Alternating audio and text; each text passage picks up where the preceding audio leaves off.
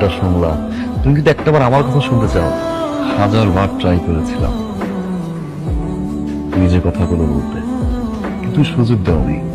Facebook থেকে শুরু করে হোয়াটসঅ্যাপ নাম্বার সবকিছু ব্লক করে রেখেছে।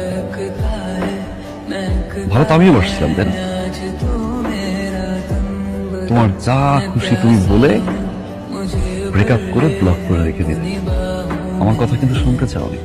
যাকে আমি ভালোবাসছি সে যখন জানতে পারলো যে আসলে আমি একজন সিকিউরিটি গার্ড, সে আমাকে ছেড়ে চলে গেল। হ্যাঁ, সেদিন হয়তো আমি সিকিউরিটি গার্ড ছিলাম না, কিন্তু আমার ভাই একজন সিকিউরিটি গার্ড। আর এটা নিয়ে মোটেও আমি লজ্জাবোধ করছি না, প্রাউড ফিল করছি যে আমি একজন সিকিউরিটি গার্ডের ভাই।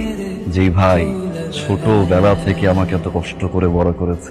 আর যে সাকসেসফুল মানুষটা না আমি, এই মানুষটার পুরোটা অবদান কিন্তু আমার ভাইয়ের। আর নিজে একজন সিকিউরিটি গার্ডের ভাই হিসেবে পরিচয় আমার এখনো লজ্জা করো না, করবে না। আমি যদি এখন তোমাকে বিয়ে করি, কোনো কারণে যদি আমার চাকরি চলে যায়,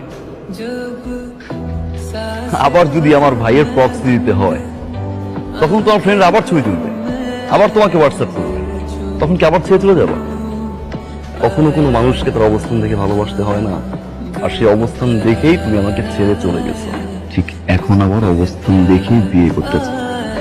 অবস্থান দেখে যে মানুষটা চলে যায়, সে আর যাই হোক আমার লাইফ পার্টনার হতে পারে না। আমি তোমাকে ভালোবেসেছিলাম, সারা জীবন ভালোবেসে যাও। বাট যে আমাকে এবং আমার ভাইয়ের সিকিউরিটি গার্ডের ড্রেসটাকে ছোট করে, তাকে কখনো আমার লাইফ পার্টনার বানাতে পারবে। আরেকটা কথা, তোমার ফ্রেন্ডদেরকে বলে দিও, ওই দিনের ওই সিকিউরিটি গার্ডের ছেলেটাই আজকে তোমার বাবার বস।